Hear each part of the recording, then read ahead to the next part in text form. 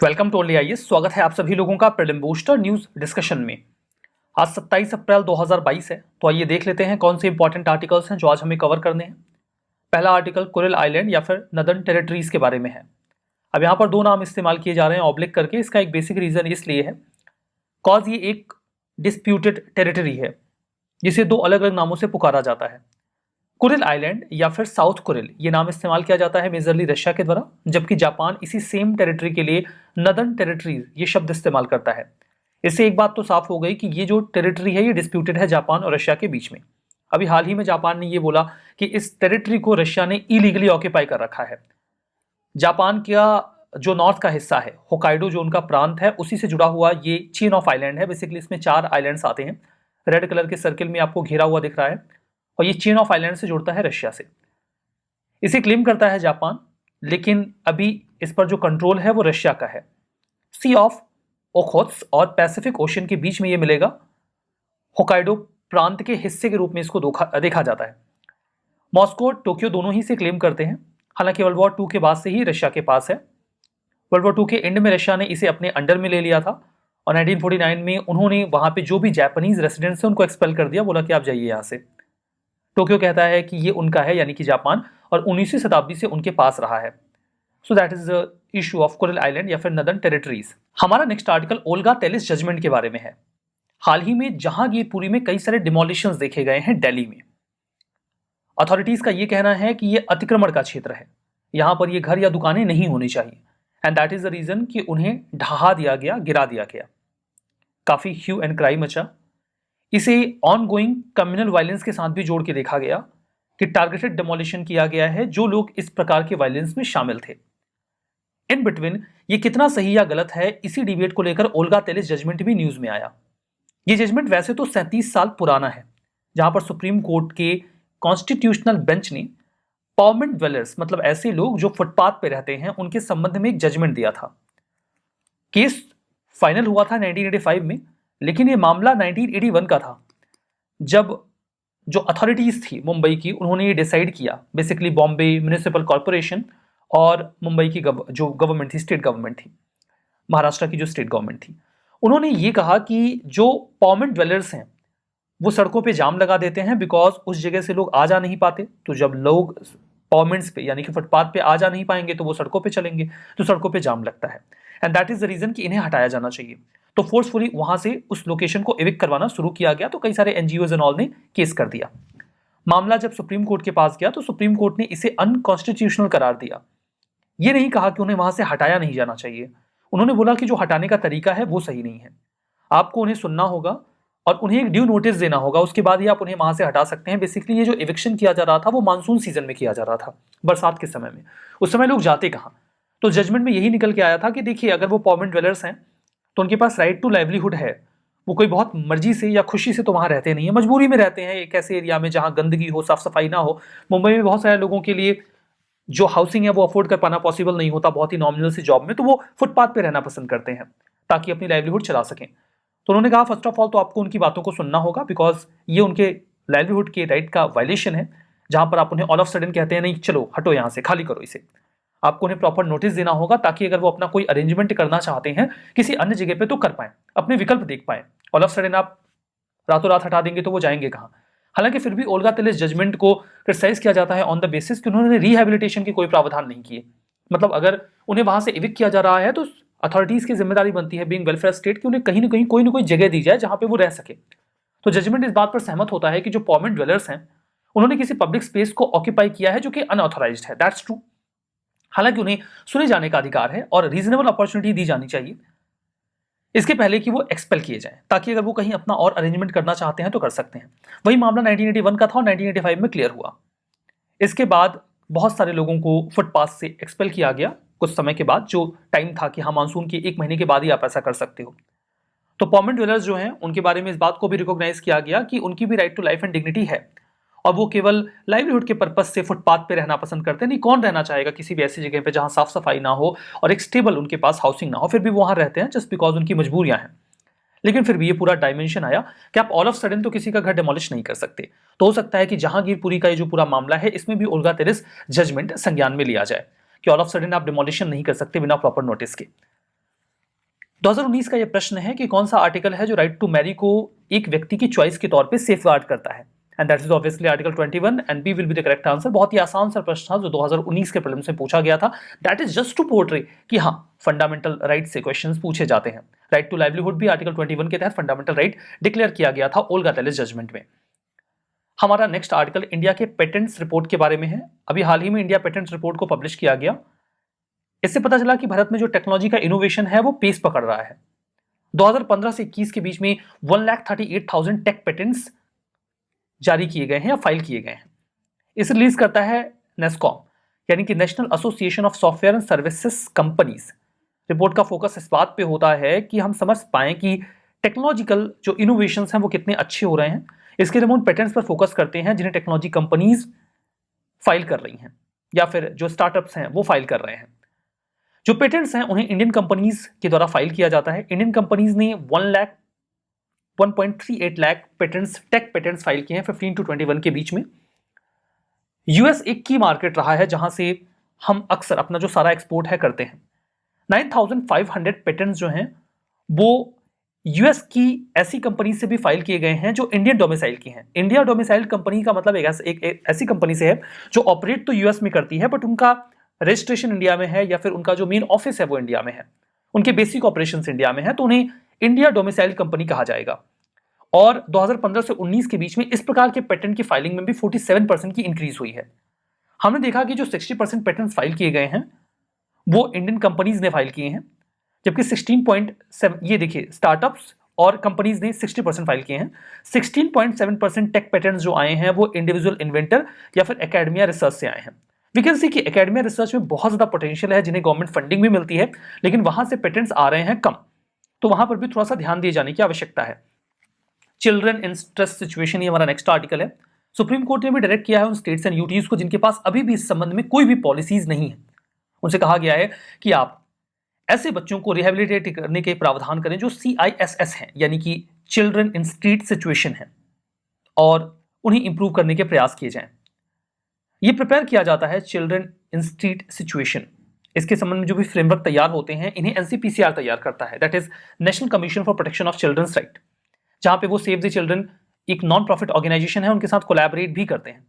इसके माध्यम से हम कोशिश ये करते हैं कि बच्चों के वेलफेयर को इंश्योर करें जो सड़कों पर घूमते हैं या फिर अपनी फैमिलीज के साथ भी मजबूर हैं सड़कों पर रहने को लेकर। 3 कैटेगरीज में डिवाइड किया जाता है ऐसे बच्चों का जो स्ट्रीट सिचुएशन में है। पहली कैटेगरी में ऐसे बच्चे आते हैं जो कि सड़कों पर ही रहते हैं, ऑल अलोन, उनके पास कोई सपोर्ट नहीं है, उनके माता पिता नहीं है, दे पॉसिबली कैन बी ऑर्फन, वो अनाथ हो सकते हैं।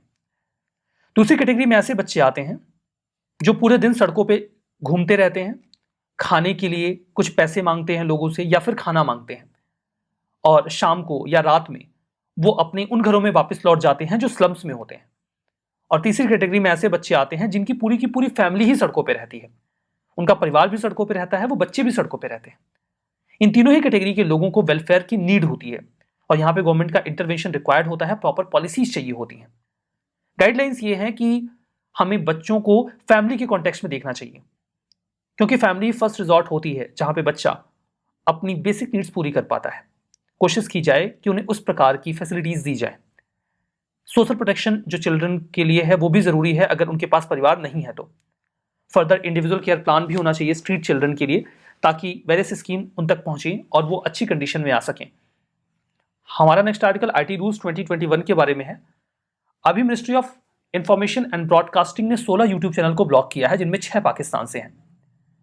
ये एक्शन IT रूल 2021 के रूल 18 को संज्ञान में लेकर किया गया है, जहां पे इमरजेंसी पावर्स मिलती है अथॉरिटी को कि वो किसी भी सोशल मीडिया प्लेटफॉर्म के ऐसे कंटेंट को या चैनल्स को या सोर्सेस को रिमूव कर सकते हैं जो फेक इंफॉर्मेशन स्प्रेड करते हों। इन चैनल्स को बैन करने का या ब्लॉक करने का बेसिक ऑब्जेक्टिव ये था बिकॉज ये फेक न्यूज फैला रहे थे और गलत इंफॉर्मेशन स्प्रेड कर रहे थे। देखिए जो IT रूल है 2021 की, ये ग्रीवांस रिड्रेसल मैकेनिज्म प्रावधान करते हैं इस संबंध में OTT प्लेटफॉर्म के लिए और डिजिटल पोर्टल्स के लिए भी, जहां पे सोशल मीडिया प्लेटफॉर्म्स भी आ जाते हैं संज्ञान में। जो सिग्निफिकेंट सोशल मीडिया फर्म्स हैं उन्हें चीफ कंप्लेंट ऑफिसर नियुक्त करना होगा अंडर दीज रूल्स, और एक नोडल कॉन्टैक्ट पर्सन भी नियुक्त करना होगा जो 24/7 अथॉरिटीज के साथ कॉन्टैक्ट में रहे और उनकी जो भी कंप्लेंट्स हैं उन्हें एड्रेस करे। जो ग्रीवांस ऑफिसर होंगे वो सोशल मीडिया प्लेटफॉर्म्स के द्वारा नियुक्त किए जाएंगे और वो 24 आवर्स अवेलेबल रहेंगे। जो भी कंप्लेंट्स उन तक जाती हैं वो कंप्लेंट्स को रजिस्टर करेंगे और विद इन 15 डेज उसे डिस्पोज करवाने की जिम्मेदारी भी उनकी होगी। कंटेंट का रिमूवल, अगर वो कंटेंट बहुत ही ज्यादा सेंसिटिव है तो विद इन 24 आवर्स होना चाहिए। कुछ कंटेंट बहुत ही ज्यादा सेंसिटिव होता है जो किसी भी यूजर की डिग्निटी को थ्रेट पहुंचाता हो, स्पेसिफिकली महिलाएं। अगर कोई एक्सपोज प्राइवेट पार्ट्स दिखाए जा रहे हैं, किसी इंडिविजुअल की न्यूडिटी दिखाई जा रही है, कोई सेक्सुअल एक्ट दिखाया जा रहा है या इम्पर्सोनेशन किया गया। इम्पर्सोनेशन का मतलब ये होता है कि पर्सन कोई और है, उसके ऊपर फेस कोई और लगा दिया गया है। इस प्रकार के भी कई सारे वीडियोस आपको देखने को मिल जाते हैं जहां पर किसी व्यक्ति को हर्ट करने के लिए, उसकी डिग्निटी को रिड्यूस करने के लिए, उसे डिफेम करने के लिए ऐसा किया जाता है। सोशल मीडिया प्लेटफॉर्म्स को अगर इस संबंध में कोई भी कंप्लेन मिलती है तो वो content with in 24 hours remove होना चाहिए, क्योंकि ये किसी भी व्यक्ति के लिए उसकी लाइफ को डिस्ट्रॉय करने वाला हो सकता है। उन्हें एक मंथली रिपोर्ट भी सबमिट करनी होगी कि उनके पास कितनी कंप्लेंट्स आई, उन्होंने कितना रिड्रेस किया। 3 लेवल का रेगुलेशन यहाँ पे बताया गया है। पहला है सेल्फ रेगुलेशन, दूसरा एक होगी सेल्फ रेगुलेटरी बॉडी जिसे रिटायर्ड जज या फिर कोई एक एमिनेंट पर्सन हेड करेंगे, और एक oversight information and broadcasting ministry के द्वारा भी किया जाएगा जिनके पास होगी ग्रीवांस कमेटी। फर्दर कोई भी ऐसे सिग्निफिकेंट सोशल मीडिया इंटरमीडियरी जिनके पास 50 लाख से ज्यादा रजिस्टर्ड यूजर्स हैं, उन्हें इन सभी प्रावधानों को मानना होगा। नॉन कंप्लायंस अगर होता है तो फिर उस जैसे कि फेसबुक, ट्विटर, इंस्टाग्राम या व्हाट्सएप को बैन किया जा सकता है और उनका इंटरमीडियरी का स्टेटस भी हटाया जा सकता है। बीइंग इंटरमीडियरी कई सारे फायदे होते हैं। सोशल मीडिया प्लेटफॉर्म्स को एक इंटरमीडियरी का दर्जा दिया जाता है जहां पर एक व्यक्ति है जो कंटेंट प्रोवाइड करता है और एक व्यक्ति कंटेंट रिसीव करता है। ये जस्ट इंटरमीडियरी है। तो अगर कंटेंट प्रोवाइडर कोई ऐसा कंटेंट प्रोवाइड कर रहा है जो कि एक्सप्लिसिट है, सही नहीं है, या फिर फेक न्यूज है या गलत जानकारी फैलाने वाला है, तो इसकी जिम्मेदारी इस पर्सनल कंटेंट प्रोवाइडर की होती है, ना कि इस प्लेटफॉर्म की। तो ये इंटरमीडियरी है। अगर इन्होंने कोई गलती की है तो इसकी जिम्मेदारी इनके ऊपर होगी, ना कि प्लेटफॉर्म के ऊपर। लेकिन अगर इनका इंटरमीडियरी का दर्जा खत्म कर दिया जाए तो इस प्लेटफॉर्म पर जो भी यूजर्स कोई एक्सप्लिसिट जानकारी, गलत जानकारी, फेक न्यूज या फिर ऐसी हार्मफुल इंफॉर्मेशन स्प्रेड कर रहे हैं जो सोसाइटी के लिए एट लार्ज नुकसानदेह है, तो इसकी जिम्मेदारी इस यूजर की बजाय इस एंटिटी पर आ जाएगी, क्योंकि अब ये इंटरमीडिएट नहीं है। अब ये माना जाएगा कि ये कंटेंट ये खुद ही डिलीवर कर रहे हैं और तब इनको पनिशमेंट मिलेगी। तो इंटरमीडिएट का दर्जा इन्हें सेफ बनाता है, और अगर ये दर्जा खत्म हो जाए तो फिर ये क्रिमिनल एक्शंस के लिए लायबल हो जाएंगे। And that is the reason कि उन्हें इस स्टेटस को बचाना होगा। हमारा next article self amplifying mRNA vaccine के बारे में है, जिसे अभी हाल ही में आर्किटूरुस थेरेपेटिक होल्डिंग्स के द्वारा तैयार किया जा रहा है। ये अपने 3 फेज के ट्रायल्स में बहुत अच्छा परफॉर्म कर रहा है। मैसेंजर आरएनए के बारे में मैंने आपको इसके पहले भी एक दफा बताया था। जो वायरसेस होते हैं उनके पास होती हैं स्पाइक्स, जैसे कि कोरोना वायरस की एक बहुत ही पॉपुलर इमेज आपने ये देखी होगी। ये स्पाइक्स कुछ प्रोटीन से बने होते हैं जिसमें डीएनए और आरएनए भी शामिल होते हैं। ये स्पाइक्स जाके हमारे जो सेल्स होते हैं उनके साथ खुद को कनेक्ट कर देते हैं, और इस कनेक्ट करने के बाद इस सेल को इन्फेक्ट कर देते हैं, और इसके बाद ये जो इन्फेक्टेड सेल होती है ये इनके लिए एक वायरस जनरेटिंग कंपनी की तरह वर्क करने लगती है, और फिर यहां से कई सारे और वायरस जनरेट होते हैं। यहां पे अगर हमें वैक्सीन चाहिए तो बेसिकली हम इसी वायरस को फेंटेड फॉर्म में या फिर डीएक्टिवेटेड फॉर्म में बॉडी में डालते हैं, और फिर हमारा जो इम्यून सिस्टम है वो इनके खिलाफ एंटीबॉडीज जनरेट करता है। बाद में जब एक्चुअल अटैक होता है तो चूंकि वो तैयार होते हैं इस प्रकार के वायरस को लेकर, बिकॉज उनके पास ऐसी वैक्सीन गई होती है, वो आसानी से इस वायरस के खिलाफ लड़ पाते हैं। लेकिन एक्चुअल वायरस का वैक्सीन बना पाना ये एक लंबा प्रोसेस होता है, खर्चीला होता है। फर्दर जब आप एक एक्चुअल वायरस किसी व्यक्ति की बॉडी में डाल रहे होते हैं तो वो 2-3 दिनों के लिए उस व्यक्ति की तबीयत को भी खराब कर देता है।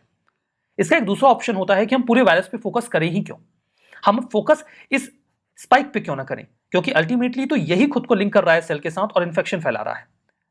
तो हम यहां पर जो mRNA वायरस होता है इसमें से स्पाइक पे फोकस करते हैं और इसके आरएनए सीक्वेंसिंग को स्टडी कर लेते हैं।